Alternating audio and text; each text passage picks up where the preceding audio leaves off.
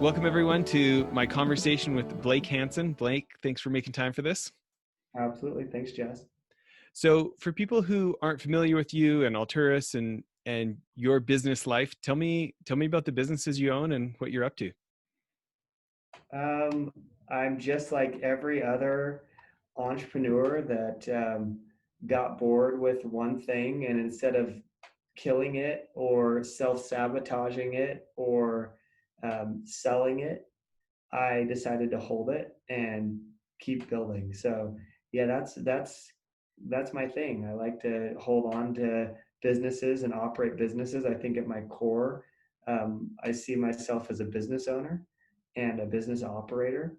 Although I do that with partners. So I use a partnership model to own a couple businesses, and always looking for the next new thing and trying to find synergies across what we're doing. So yeah, I don't know what else do you want to know, Jess? I mean, it's Well, kind of just for people who the investment business, the software business, can you tell us about the industries you're in? Sure. Yeah. So started out in real estate like a whole bunch of entrepreneurs. A lot of us got started in the real estate world because it's an easy place to get going. And I kept building that business out. So I've got a private equity real estate fund that we own and operate. It's a small boutique fund with a couple $100 million of assets, and we own commercial income property across the inland Pacific Northwest and Intermountain West in 5 states, maybe 6 states, and also own a residential construction company, and also have a software company. And we're starting two businesses right now in the middle of this whatever COVID crisis or whatever you want to call it, and kind of just expanding and found some synergistic plays of businesses to start. So yeah, nothing too exciting, just kind of boring, real estate, construction, software, some boring businesses. Well, I like the fact that they make money though. That makes them slightly less boring, is that they're actually profitable Yeah, we businesses. got lucky. I think I started the businesses 10 years ago, 10 and a half years ago, and we were profitable in like month 2 or 3, and we've been profitable ever since. So, my mantra was live like a poor college kid as long as possible. And in doing that, I was able to live way below what I was making over the years. And I took that money and I reinvested in people mostly. And so we're always reinvesting in people, always having more talent on the team than what we probably could have justified based on our revenues or profitability. But just really, as I say, buying the future talent versus buying Lamborghinis. Like we just always were more interested in buying the future talent that was going to take our companies to new places. Yeah. So So I know you've told me, is it okay to share what you think your revenue numbers will be this year? Or are you keeping that more private? I mean, I think we're not gonna quite hit 100 million. So I think next year's the year to do that. But yeah, they're sizable businesses. They're good businesses. So That's exciting. Well, I want to talk more about your philosophy and this partnership model and the holding company approach that you take. Maybe someplace to start first is, can you talk about how you met Josh Steimle and kind of got inspired in the first place to be a part of this stuff? gosh, it's gonna be I can't piece it all together exactly. There must be a friend that I met somewhere along the way that was connected to Josh on LinkedIn, and someone that I saw that was more active on LinkedIn, and I had never been active on social media and any of the platforms. It's embarrassing for me to put myself out there. I just feel like we'll just put our heads down and go to work, and 10 years later we'll pick our heads up, look backwards, and say, wow, we made it, and then put our heads back down for 10 more years. And so I was just more inclined to just keep it to myself. um, but I talked to some people who said that putting themselves out there was really helpful for their businesses.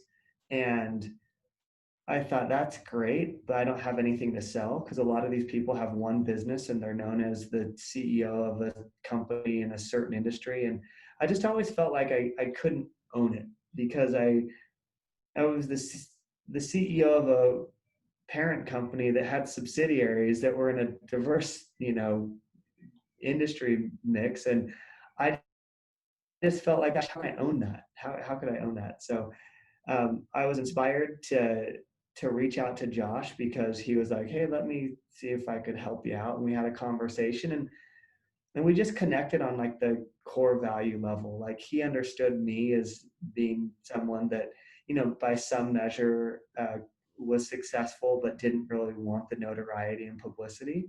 But on the other hand, I want to do good, and I want to, influence people for good, and see if anything that I've learned along the way could be useful or helpful to other people. And so Josh really understood that, and we connected on that level. And he's just like, that's what the world needs more of, is people that are doing it for the right reasons. And even though your business can grow because of it, you're not out there trying to sell something just to like grow your businesses. And so, yeah, Josh and I started a friendship, and along the way, he was writing a book, and I decided to throw a little bit of money at a little fundraising project he was doing. And we I don't know, he was thinking about doing a mastermind group, and I said, well, let's make it happen. And so I said, I'm in, and let's get some of my friends, and let's see if we can inspire some other people and collaborate, and get some like-minded folks to do this thing. So I think that's the story. There's not much to it. So what was, did I miss something, Jess? Like, what else? No, it's great. And we've actually done this with a couple of those friends already, Stacy and Ben. It was fun to interview them as well. I think my next question is, heading into this next year of getting a book out and doing some good book promotion and having actually, reach an audience. Why was that appealing to you? What is it about books that you think is worth your time? I don't know that it's necessarily appealing to me. Like, I don't know that I want to write a book per se. I may be the wrong guy to ask the question to. I mean, it's a daunting task. It's something that I couldn't do alone. And Josh, again, is inspiring me to kind of get outside of my shell, and put myself out there. And I have a lot of conversations with people almost daily, internal to the company, external to the company, people that, curious about how we did this. Or, I've been an angel investor for almost 10 years. And so I've got investments in early stage companies, and, we're out buying lower middle market and middle market companies. So we have all these things, and I'm interacting with a lot of business owners and entrepreneurs, and there's just, somehow when I'm around other entrepreneurs, they're like, what, you run multiple companies using a partnership model? That's so freaking cool. And like, I talked to someone, and they're like, I'm trying to make a decision of whether I should do this company or that company. I'm like, do them both. And they're like, what? No one ever says do them both. And I'm like, well, I'm the guy that's going to tell you to do them both. And so there's something there, and I don't know what the there is, but there's something, and I want to explore it, and I want to put myself out there a little bit more to figure it out and be introspective, but also collaborate with other people that push me to think about that, and see if some of the ways that I've thought about business and actually implemented business might be useful to some people in a new or novel way. And I don't mean to say that I'm like reinventing the wheel, but just inspiring people to do something similar to what I've done. And so that's what I'm doing. I don't know. Again, Jess, is that the wrong answer? It's my answer. So I love it. Well, what do you think that what do you think holds people back, or what do people not understand about holding companies and the partnership model in general? I mean, people don't understand how they're the limiting factor in their growth and in their company's growth. Like, there's this, I don't know what it is. Like, why do we as entrepreneurs really believe we have to be the smartest one in the room? And why do we really believe we have to do it all and put the load on our back and carry it? And why do we always have this imposter syndrome? Like, that we can do something but not until something else. I don't know. We're our worst enemies. Like literally, we are the impediment. And I was never very smart, and no one ever called me bright. So I was lucky that I always had to look outside to find people that knew a lot more than me. And that's how I built the model. So maybe it was just my personality, maybe it was just my insecurities, but my insecurities led me down a path of doing more business and having more partners. Whereas I think a lot of people have the same insecurities that lead them down a path of doing it alone. And so I just want people to shift their mindset a little bit. You know, there's so many horror stories of business partners, and I look over my career and I've got a couple of partners. One I've been partners with for 18 years. The other one's my brother I've been partners with for 16 years. And those have been great, but I've had other partnerships that didn't go as well. What kind of advice do you have for people as they look at possibly bringing on a partner to be able to do another business, to partner selection? Yeah, I mean, number one, I believe that if you own 100% of your company, you're making the wrong decision. So you have to have partners. But I also believe that typically people give up equity ownership too early. And I think that's the rub. And if someone's asking for equity in a company that I'm starting or one of our existing companies, they have to have already literally made me millions of dollars. And I hate to say it like that because it seems a little bit crazy, but I guess there's an analogy in early stage investing, or in, not necessarily the earliest stages, but in early stage investing, where people ask, well, how do I find the right investor? And I always say the right investor is already a known quantity to you. You already know, because the right investor, they've already added value to you before they write you a check. And why is that the right investor? Because after they write you a check, they will continue to add value just like they did before they wrote you a check. And I see the same thing in any partner. Your best partners already created value for you, and vice versa. You already created value for them. And therefore, the day that you do give them ownership, it's not because you're guessing about the value that they might create. And in a lot of ways, people make the wrong estimations and they're regretting that they had cut a partner in. You don't make that decision until after they've created value and after you've created the value for them. So there's already a known quantity. And I'm not telling you that I'm perfect as a partner, but I really just believe your partners create value for you and you create value for them, and that you make those decisions later about equity and about ownership than most people do. Because most people are usually like dividing the pie before there's even a pie to divide. They get into these conversations way early on, and like, well, we should be 50-50. Well, let me tell you folks, 50-50 partnerships don't work. They never have, they never will. The 50-50 partnership isn't a good partnership. Oh, but there are four of us, so we're each going to own 25%. Well, that's a stupid idea.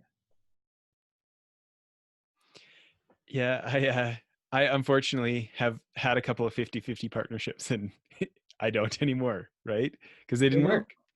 They don't work. Categorically, they don't work. So I don't know everything. I don't know anything, frankly. I'm trying to figure it out just like everyone else. But what I do know is, at my core, I believe that I'm a better human being and a better business owner because of my partners. And my partners, at their core, they believe that they're better human beings and better business owners because of me. And that's it. So, it's just we're committed to it. We believe in it. I look out for my partners. Something that's unique with me and my partners is, my partners and I have the same lifestyle. And I've created a holding company that we retain big pieces of what we make, and we've reinvested in new companies and reinvested in growth. And so the money that I take out of the business is equal to my partners. And so literally I have the same lifestyle as my business partners. And I think that can be one of those problems in an ownership situation where, you may own more and your partners own less. So there's a fatal flaw in distributing all of your net income every year. People feel like that's the way it should be, and that's just a really bad idea from my perspective. I never distribute 100% of the net income, but we're getting into the weeds here. I mean, like, these are just all the silly things, but yeah, we have the same lifestyle uh, as partners, and we reinvest, and they know that because I reinvest a big portion of what I make every year back in the business, that they have more to leverage off of every single year because of our partnership. And so they have more and more to leverage off of, and it works that way.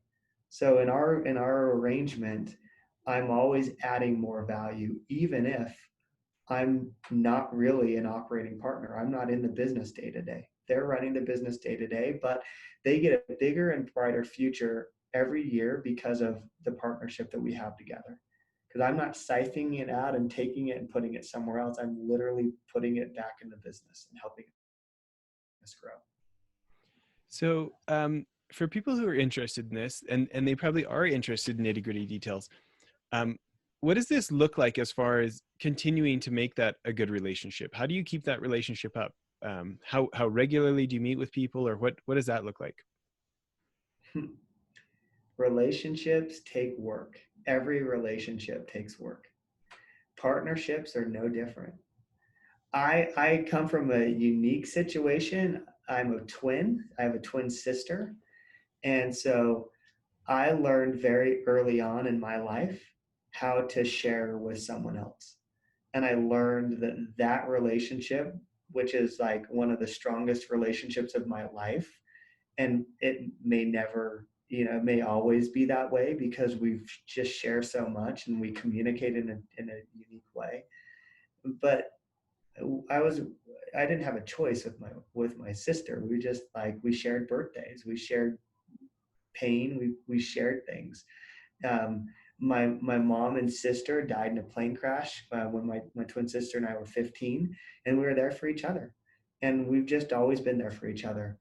And we went for a period of time where weren't close, and in high school she had a completely different set of friends, and she was with the cool kids and I was with the non-cool kids, or so who knows what. But we've just always been committed to each other. And my wife and I, we met when we were 3 years old in preschool, and we went to preschool and elementary and middle school and high school and college together, and we didn't date until I was 21 years old, but we've known each other since we were 3. And so I just am committed to long-term relationships. And I think partnerships are the same thing. I think you've got to be committed to your partner. You're going to have disagreements. You're going to have fundamental disagreements sometime. But when you're connected in a big picture vision of where you can go together, and you both believe that together you can get to that big place, and that you can't get there alone, and when you're humble about it and when you're always working on it, then it works out. I mean, my partners and I were not always like on the same page, but I personally try to meet with my business partners every other week for lunch, and how we really connect and get it on the same page.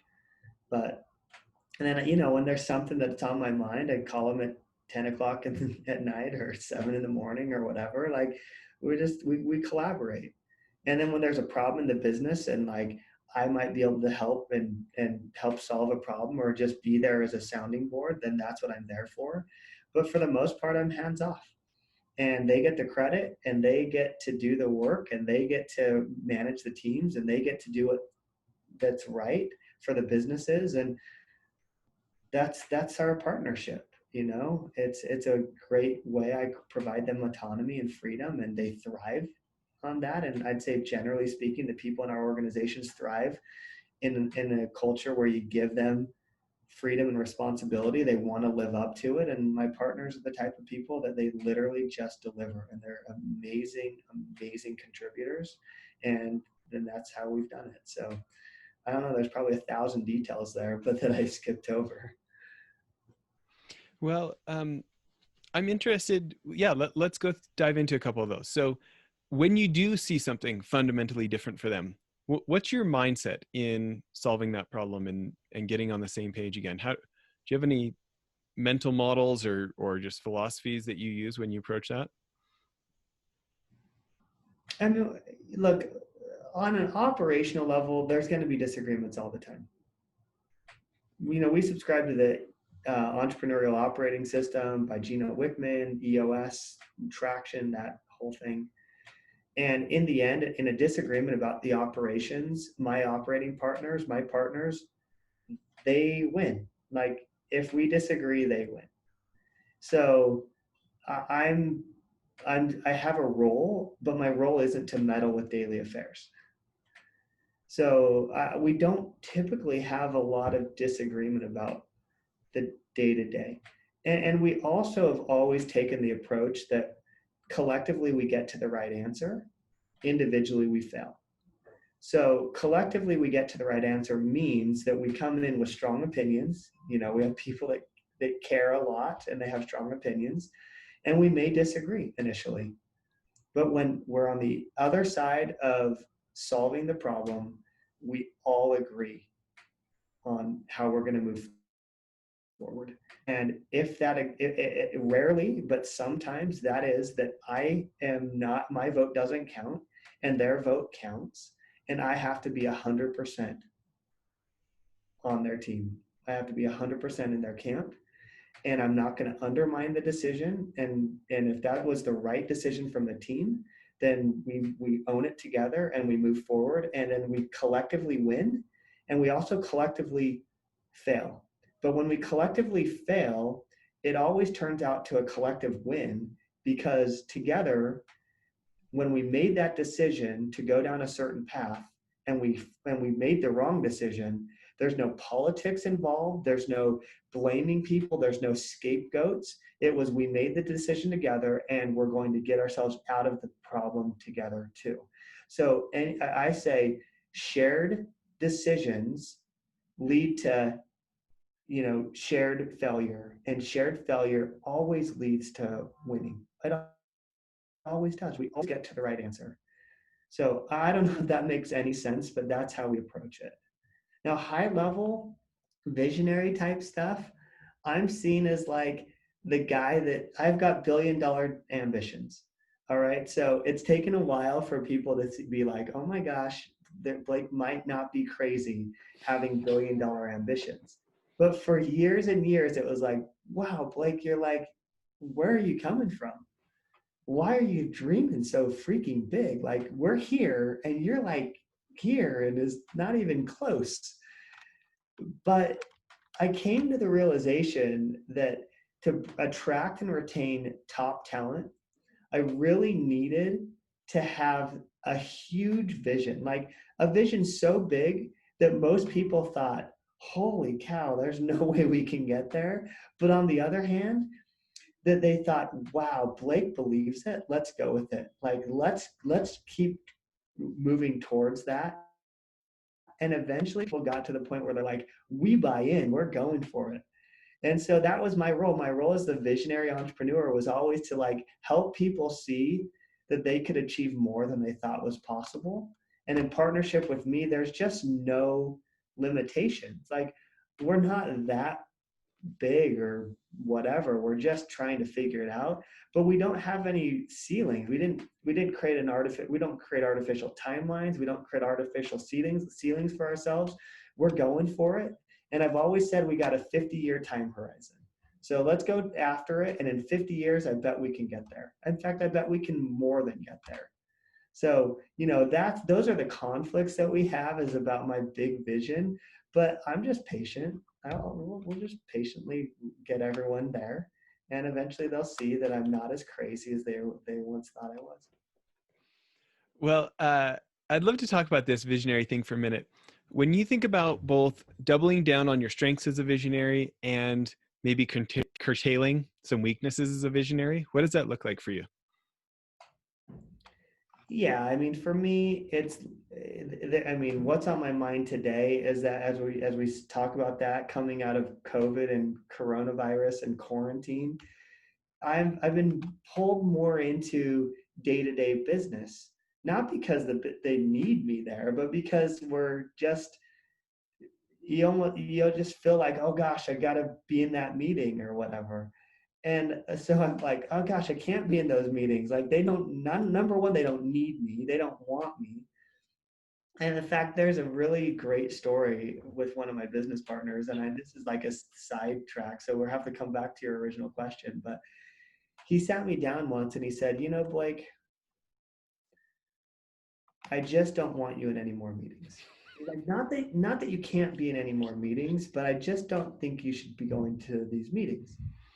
And I was like devastated. Like, but we started the business together and gosh, I just like to add value and I just want to be there to collaborate. And he's like, you always talk about empowering and you always say, I'm the president of the company. He said, you tell me I'm the president of the company. But when you're there, people look at you for answers. And just your presence and just you voicing an opinion, it automatically takes weight over what anyone else says. He says, if you really want to truly empower me, then I need you to not be in all the meetings. And again, I was devastated. I was like, oh, what? You're like saying like we're breaking up or something, like I'm not good enough. And then I sat back and I'm like, you know what? If that doesn't say we have the most amazing partnership, I don't know what does. That my partner called me out and said, give me the freedom that you preach all the time. And I'm capable and I'm going to come to you when I have issues or problems. Like, what's better than that? And I sat back and I'm like, wow, that's like it. That's it. Like we've arrived. Our partnership's arrived. And we collaborate and we're growing $1 billion business together, and it's wonderful. And you know what does he say about our partnership? He says, Blake, you make me better. That's what else do you want from a partner? I don't need to be in his meetings. I don't need to be undermining him and what he's doing. I just need to be making him better. So I don't know. That's those are some thoughts. We can go back to your original question, but that's a really poignant example of the partnerships that I have. Well, I guess my other question is, seeing this role as the visionary, what do you do to intentionally cultivate that? Yeah, I mean, I think you got to go back to like Warren Buffett saying that what he spends 8 hours a day reading and thinking. That's it. Like what's good for me and for the businesses as a visionary is to not be in the weeds. What are some of your favorite books? I'm not. You'd be surprised that I'm just not like the book reader. Well, I I have know some. I know you like Dan Sullivan. We could start there. Yeah, I mean, I like Dan Sullivan for sure. I don't necessarily see him as an author. I see him as a business coach. But yeah, Dan Sullivan, of course, he's phenomenal. He's like the best. Um, I like the book The Rhythm of Life by Matthew Kelly. I really like it. Speaks to my soul. I like, the old classics like How to Win Friends and Influence People, Think and Grow Rich. Some of just the classics. Like I don't geek out on all the newest, you know, cutting edge business concepts.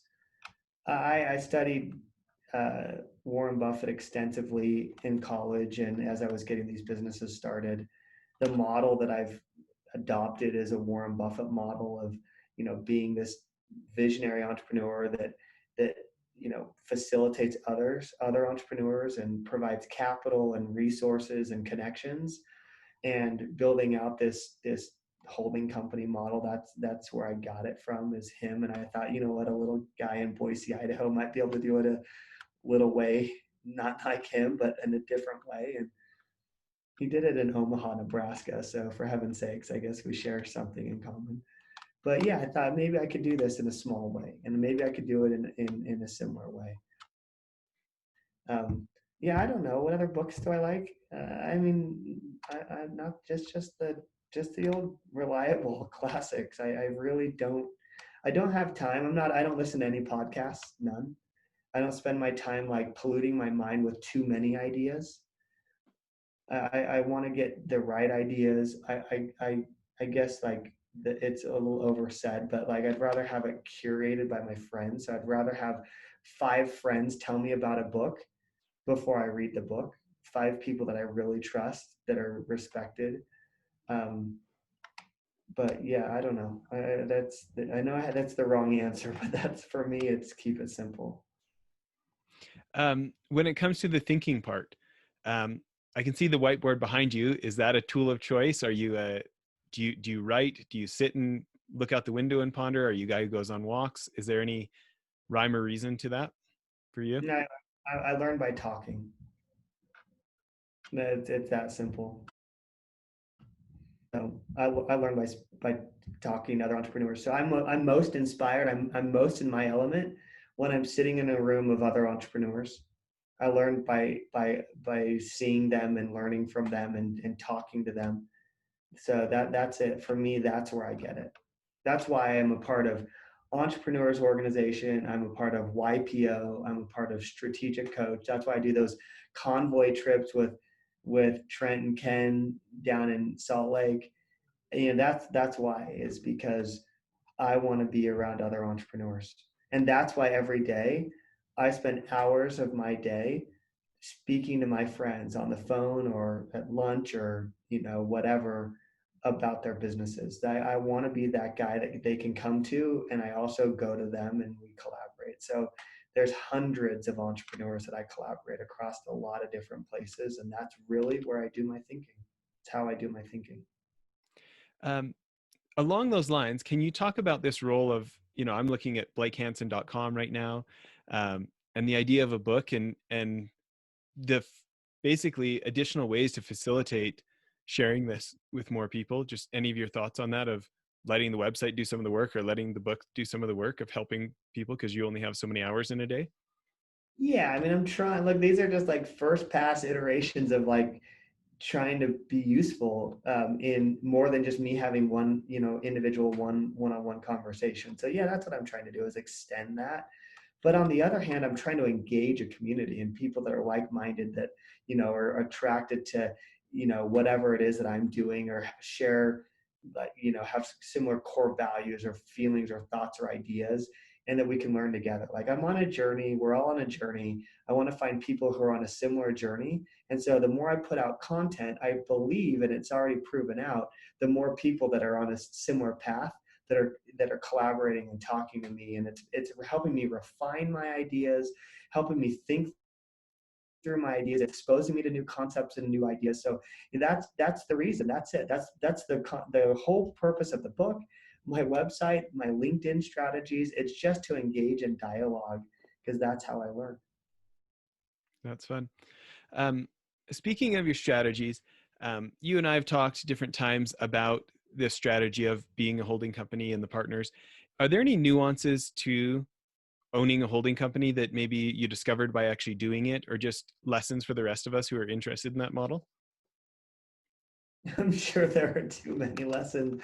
I don't know. I mean, yeah, in what way? Sure, I'm sure there are a lot of lessons. I mean, um, I'll tell you a couple that come to mind. For me, at our core, we're business operators. We're not investors. And so I always saw, and that's something that I could see in Warren Buffett. He always, before I learned about Warren Buffett, I lost a couple $100,000 as a freshman and sophomore in college in the stock market about 20 years ago. So, roughly equivalent to about $500,000 in today's dollars, I lost as a freshman and sophomore in college and in the stock market. So I got my butt kicked. I didn't know what I was doing. And I looked at, I thought investing was trading. I thought that those were synonymous. And as it turns out, in my world, investing was synonymous with speculating.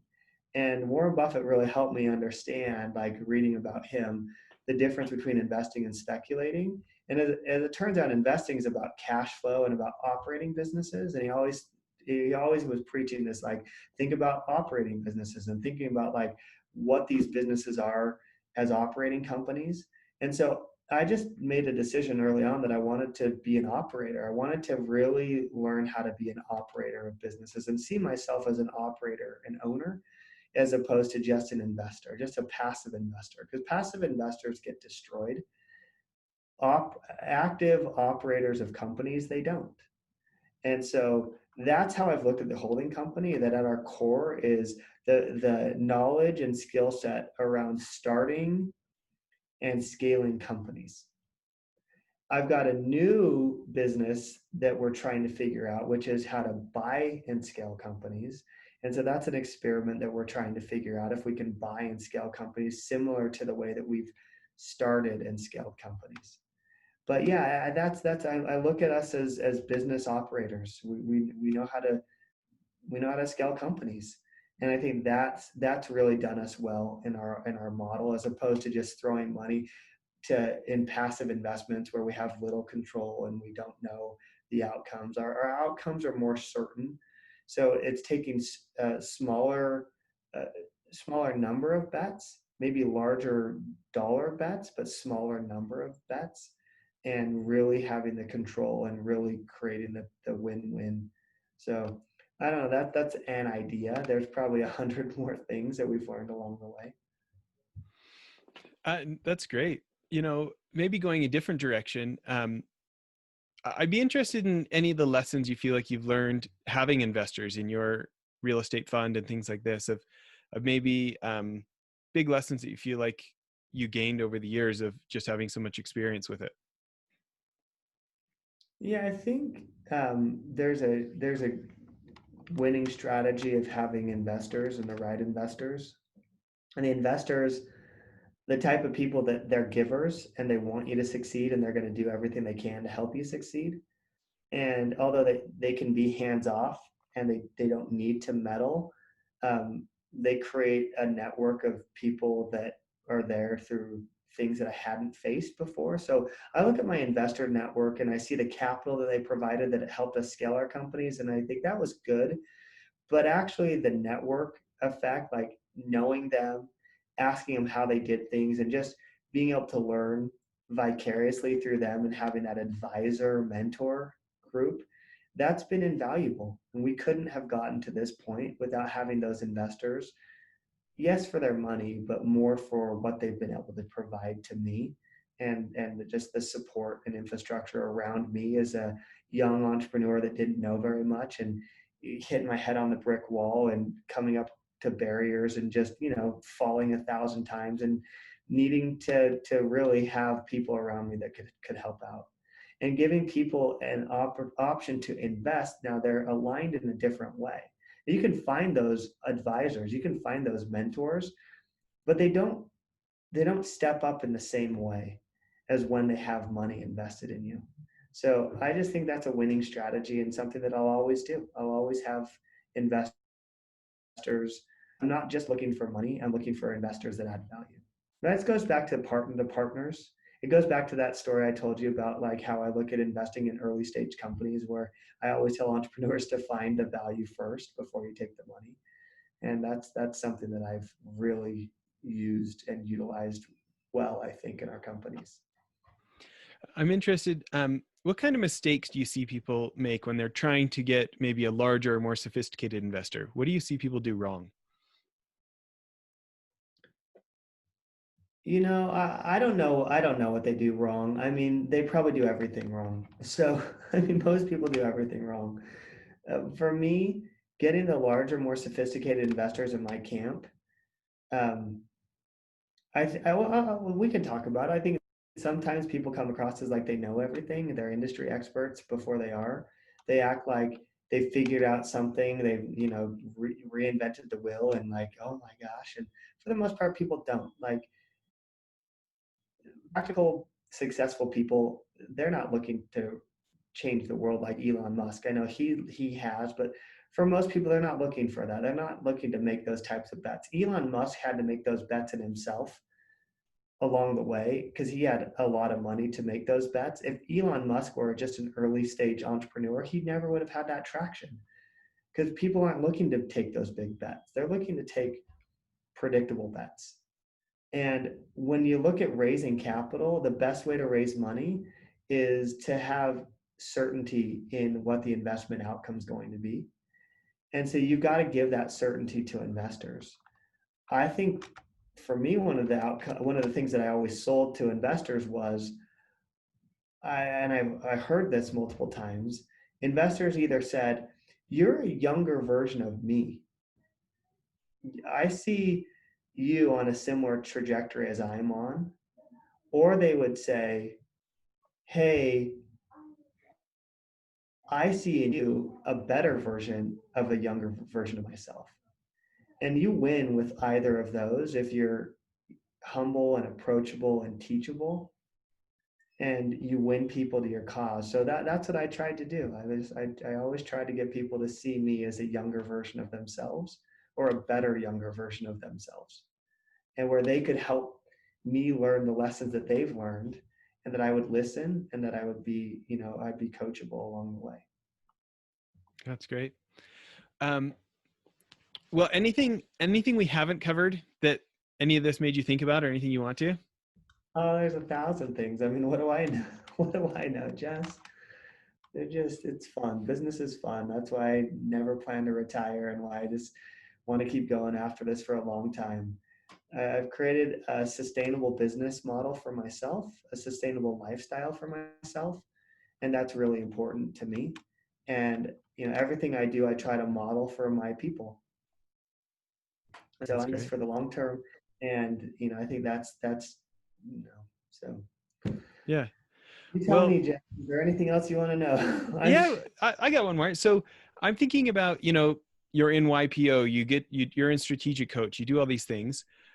What is it about this group with Josh and being in there with Stacy and everyone that has kept you involved, that has kept your interest? Like, why do you like that group? It's pushing me in a totally different way. Like Josh is, a writer, as an author, as an entrepreneur. It's a different spin, and that's what I'm always looking for, is a different spin. So it's awesome. I love it. I want to be pushed. I want people to say, "Why can't you do more? And why aren't you doing more?" Like, I know I ask myself that question, but I only have certain context for it. So Josh is asking me that in just a completely new way, and it's freeing, it's liberating for me to think about it. And I've dedicated resources to this experiment, and it's been a fun experiment. I've loved it. It's been just really fun. So other entrepreneurs who are trying to push themselves, that have already pushed themselves in amazing ways and want to keep going with that. I mean, we call it the day one mentality. It's the Jeff Bezos idea of, every day is day one. And if someone asked him why he named his business Day One, and he essentially, there's this quote where he essentially says, well, day two is stasis, followed by irrelevance, followed by excruciating painful decline, followed by death. And that's what I really believe. Like, if we're not pushing ourselves and really pushing ourselves, then, and the day we believe that it's day two, that it's like it's not the starting point, that we somehow have taken the next step, we're on a path to really an unfulfilling life. And so Josh is helping me have that satisfaction that I want to have in life, and having that fulfillment that I want to have in life. And I know it sounds stupid, but it's true. Like, you got to find new ways to push yourself. And for me, it was put myself out there on LinkedIn. Like, that was crazy for me. And like, I still sometimes I'm like, oh my gosh, how embarrassing. I'm putting stuff out on LinkedIn. And like, the thought of writing a book is like, it's kind of embarrassing for me. But on the other hand, it makes me feel alive. It makes me feel like I'm in fighting the fight that I want to fight, and that I want to do the good fight of making a difference and just helping one person at a time, however that might be. And Josh is, again, inspiring me to do that. I'd be interested in that subject for maybe your advice. You look at how many thousands of connections on LinkedIn you gained so quickly, Any advice for people of what you've either found fulfilling or what you found like has worked on LinkedIn? Well, I originally was going to hire Josh to do my LinkedIn posts. And I thought I just need someone to help me put myself out there. I actually hired him to do it, but I never let him do a post. And I thought, this message is just about me. It's just authentically me. I just want it to be like what I'm thinking about and the conversations that I'm having with people. So I'm out there having conversations with friends, entrepreneurs, and business owners, and it inspires a conversation or a thought or an idea. And that's cool. I want to put that out there.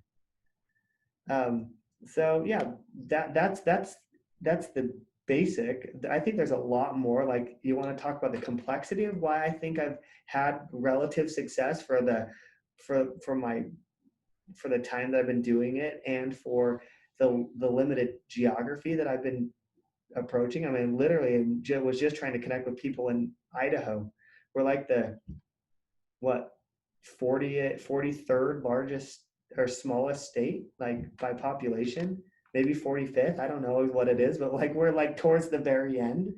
And I had this strategy to connect with more people in my home state. I didn't care about connecting with anyone else. It's just my home state. But the reason that worked is I was already doing good for my community. I was already out there helping other entrepreneurs. I was already out there publishing community resources and spending a lot of money every year giving to the community and supporting the local startup scene and the local universities. And I was just always doing that. So I already had built something. And I think you can't just have a LinkedIn strategy for a LinkedIn strategy. There are people that have done that, but you've got to have substance. One of the mantras that I hold on to is the more they know, the more they like. And I want that about me and about my companies. There's got to be more and more substance. So you can only put out a little bit on LinkedIn. It's what, 1,300 characters or something. It's limited. And so then when you can talk to someone as a follow-up to a LinkedIn post and they get to see that there's more, and then they have another conversation, they see there's more, and then they get to see other pieces of your operation and they see, wow, there's depth here. That's a winning strategy. And so LinkedIn as an isolated strategy doesn't work. There's got to be a complex strategy to you just being a substantive person. And if that's not the way you are, if you're not a thoughtful, caring, insightful person, it's not going to work out on LinkedIn. Well, along those lines, I think one of the things that I was really impressed with is your strategy around original research. Can you talk about that just for a minute? Yeah. Well, it started when I started the business. So 10 and a half, 11 years ago, I was getting the first business started. So I owned some property when I was in college. I sold out most of that property when I was in college. And I decided in 2008, 2009 that I wanted to get back into buying residential real estate. And people are like, you're crazy. This is like the market's falling and it's going to continue falling for a long time. And why would you want to come and catch the proverbial falling knife? So me with my business partner at the time, we decided to do some original research, to do some research. So we had found it was the first time that housing had ever fallen across the board across the entire country. Before that, housing was local. It was all about this market or that market. It was the savings and loan crisis, or it was the oil and gas boom and bust that rocked Houston, or it was the defense boom and bust in the 80s in Southern California, or early 90s, whenever that was. Like, there were these times when real estate had gone up and gone down, but it never had been on a national level. So we tried to go and find some of that research that had been done in some of these local markets, found some FDIC data points and some research that was done there, and took that and extrapolated into our individual market, into our market. So we went back, found assessed values in our market, And we came up with this narrative of why it was going to be until 2016 until prices recovered. That's what that said. 2016 was when prices would recover. And the point was that there was a certain amount of time that it took to go from, peak to trough, and then a 2x factor to go from trough to the next peak or whatever. And so we came in and made these arguments, and then we showed, we just did some research, like nothing major, but some research. And then when we started the home building company, I went out and I wanted to know how much risk I was actually taking on. So I went and did some proprietary research, and I pulled the data, and I found exactly how much by subdivision houses were going down from the core of our market all the way out to the peripheral. So I wanted to see like what the difference was. And in the core plats in our market, in the worst of the downturn, the housing market was going down in the community. They were going down 8%. And people are like, well, you can't get into residential construction because, one day houses are going to go down 30%. Well, yeah, in the fringes of the market, you had some communities that did go down 30%, but they were in the middle of some potato farm that was 15 miles away from the pathway of growth. But right in the core, you had like 4 to 6% drops over a couple of years, and then the worst year it was 8%. And so you could get your brain wrapped around. So I took that first data to a bank, and they gave me $1.5 million line of credit. I took the other data when we were starting the home building company and took it out, and I got funded from lenders who gave us, big lines of credit. And it was just this original research. So in 2015, as I was investing in the startup community, I decided that I was going to be the collector, aggregator of all of the deal flow in the state that I live in, Idaho. So I started collecting the data. So all the companies that were raising money, going through mergers and acquisitions, or raising capital on the public markets, I was like literally the repository of it, and I started publishing a deal flow report. And are you kidding me? Just having this internal data. Now you should see now how this data has expanded, because we have data across all of our companies. Our bankers and our investors are blown away with the amount of data that we have. But having proprietary data is a key piece of our companies. And having proprietary data that turns into proprietary publications, that's another key piece of how we've built it out. So you look at some of these stools that we have, the legs of the stool that we have, and it's maybe unique, but it's not really. Like the big companies, they have this stuff. The big firms, they think about this stuff. I just kind of dumb lucked my way into it because I was a stupid kid that was trying to figure some things out. I don't know. Is that the story you wanted me to Yeah, tell? that's great. I love it. Well, I appreciate all the time you've given us here. Any kind of final words? What's something to close on? I don't know. I mean, stay humble and constantly experiment. Isn't that what we're all trying to do? Learn every day and put yourself out there in some small way where you could fail, or i.e. learn. That's life. I mean, that's what I live for. I don't really care about money. I mean, there are people that make so much money. Like, guys, money's not really the metric. It just, how many individual lives can you influence? How many employees can you impact? How many partners can you impact? How many other entrepreneurs can you make a difference in their lives? Like, that's what I get satisfaction out of. So I don't know, that's my part in word. I love it. Well, thanks again for doing this. All right, thanks, Jess. Okay, bye everyone.